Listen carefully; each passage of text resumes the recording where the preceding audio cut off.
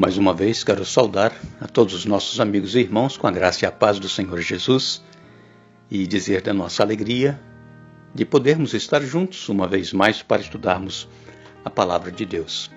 Agradecemos a todos vocês, amigos e irmãos, que estudam a Bíblia conosco diariamente, vocês que compartilham com outras pessoas, vocês que oram pelo Ministério Hora Tranquila, e agradecemos também a todos vocês que nos escrevem dizendo de onde estão acompanhando os estudos. Marlene Silva é de Laranja da Terra, no Espírito Santo. Rubi Luiza é de Juazeiro, na Bahia. Assis Nascimento é de Maracanaú, no Ceará. Mari Freire é de Codó, no Maranhão, Cidade de Deus. Manuel Lameira e os irmãos de Castanhal do Pará. E também Luiz Freire e família de Viana, no Espírito Santo. E todos os demais que nos escrevem, nós agradecemos. E lembrando que sempre estamos orando também por todos vocês. E neste momento iremos orar ao nosso Deus. Querido Pai que estás nos céus, obrigado uma vez mais por mais um dia de vida, por mais este momento que vamos ter estudando a Bíblia. Nós pedimos a unção do Teu Espírito Santo para que possamos compreender o que a Tua Palavra tem a nos dizer e que possamos também colocar em prática em nossa vida. Pedimos que abençoes a todos os nossos irmãos e amigos, onde quer que estudam conosco a Bíblia, aqueles que compartilham com outras pessoas e também aqueles que nos escrevem pedindo orações. Tu conheces muito bem o problema que cada um enfrenta, abençoa-os e os dê a vitória conforme a Tua santa vontade, em nome de Jesus. Amém.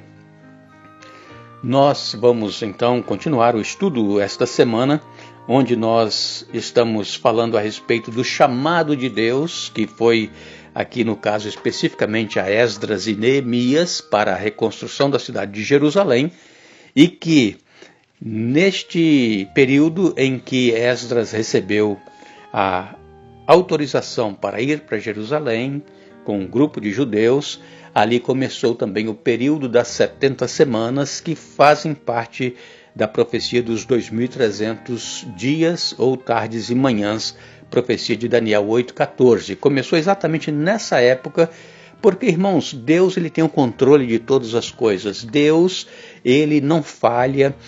Tudo da parte de Deus para os seus filhos, ele antecipadamente apresenta através dos seus servos, os profetas, o que vai acontecer.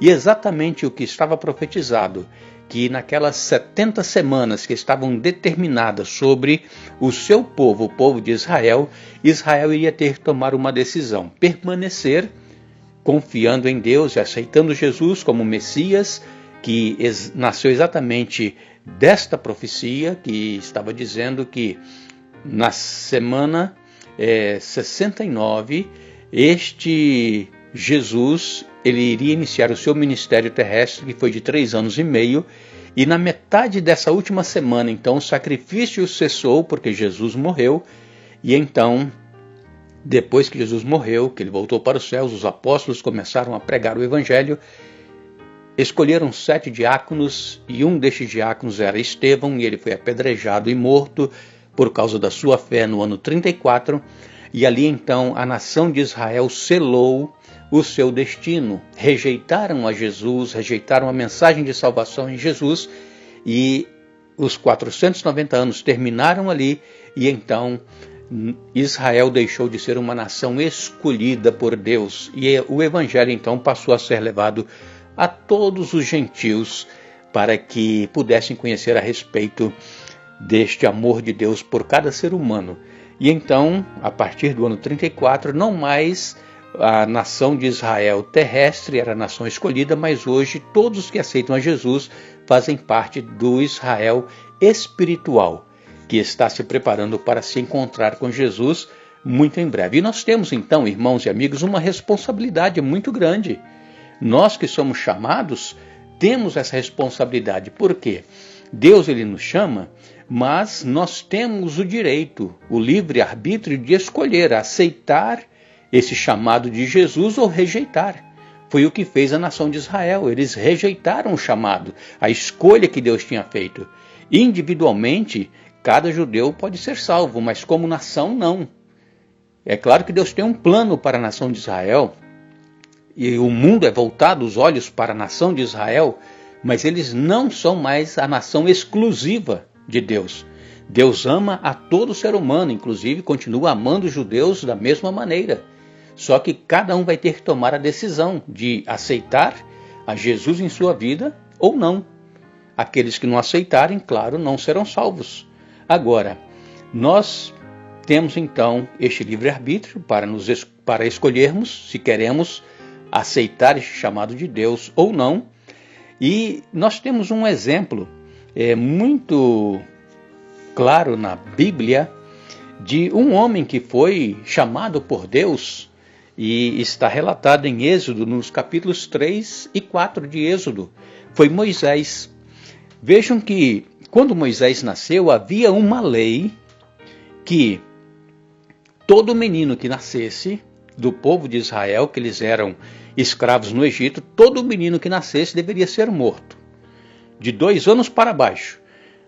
Os soldados de Faraó saíram por todo o Egito, principalmente ali onde moravam os hebreus, na terra de Gázem, e eles então iam matando todos os meninos, porque o Faraó não queria que eles se reproduzissem, estava se tornando uma nação muito forte, muito poderosa, muita gente. E Moisés foi escondido por sua mãe durante 3 meses, mas ela não conseguiu mais esconder, então ela preparou um cesto, colocou Moisés dentro, colocou no rio Nilo, e o cesto foi parar próximo onde a princesa estava tomando banho, a filha de Faraó. E então ela pediu que as suas servas o buscassem, buscasse aquele cesto. Quando abriu, estava ali Moisés. Nós conhecemos muito bem a história, não é? E a irmã de Moisés, que estava seguindo de longe para ver o que ia acontecer com aquele cesto, ela chegou para a rainha e perguntou: se queres, eu posso arranjar uma ama para tomar conta do menino. E então a rainha já sabia, né, que seria a própria mãe do menino. E Joquebede então teve a oportunidade de educar Moisés nos caminhos do Senhor durante o tempo que ela esteve com Moisés, e depois ele foi para o palácio e ali ele foi educado nos colégios, nas faculdades, universidades do Egito, mas ele não se esqueceu do seu Deus. É tanto que ele precisou fugir para o deserto porque havia matado um egípcio, e lá no deserto Moisés passou 40 anos, e quando um dia ele estava cuidando das suas ovelhas, das ovelhas do sogro, Jetro, ele viu uma sarça queimando. Ela ardia em chamas, mas não se queimava, não se consumia. E ele foi chegando próximo, ele viu aquilo, achou estranho, e então quando ele chegou próximo, Deus o chamou: Moisés, tira as sandálias, porque o lugar em que tu estás é terra santa. Moisés ouviu Deus falar com ele, Moisés relutou, Moisés não quis aceitar, Moisés arranjou muitas desculpas, mas Deus insistiu com ele: Moisés, eu te escolhi. Eu vou preparar o seu irmão Arão, ele vai te ajudar quando você for falar com o rei. Deus deu poderes a Moisés para que ele mostrasse perante Faraó o poder de Deus e que queria libertar o seu povo lá do Egito. O Faraó relutou, o Faraó não quis deixar o povo sair, mas depois da 10ª praga, então não teve jeito. O Faraó chamou Moisés e Arão e disse: olha, sai daqui todo mundo. Vai embora, vai adorar o seu Deus, vocês com os velhos, os jovens, as crianças, os animais, vai todo mundo. E então Deus cumpriu em Moisés o seu plano de libertar o povo da escravidão lá no Egito. Assim também, irmãos, amigos, Deus ele tem nos chamado para uma missão. Se você ainda não sabe qual é a sua missão, para a qual Deus o escolheu, Deus o chamou, comece a orar, comece a clamar a Deus, peça a Deus para lhe mostrar. E quando você entender o chamado que Deus tem para a sua vida, para que missão você foi escolhido, então você consagre a sua vida a Deus, em oração, em jejum. Não tente fazer por você mesmo, cumprir o plano que Deus tem para a sua vida, mas em humildade, em submissão à vontade de Deus, que Deus realize em você aquele propósito que ele tem em sua vida. E então Deus, através de Moisés, libertou o povo lá do Egito, esse povo era descendente de Abraão, esse povo era descendente de Jacó, como nós falamos ontem, amei a Jacó e aborreci a Esaú, porque Jacó foi escolhido para ser pai dessa grande nação de Israel. E então,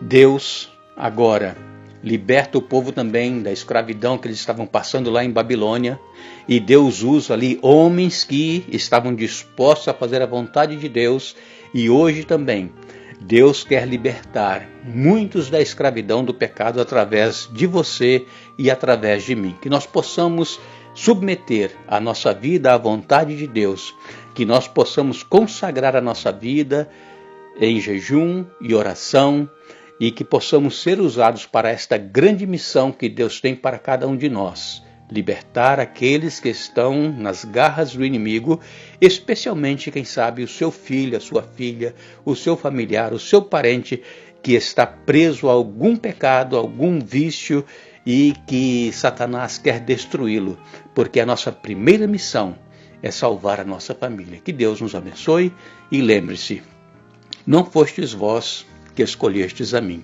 mas eu vos escolhi a vós. João capítulo 15, verso 16. Que Deus nos abençoe.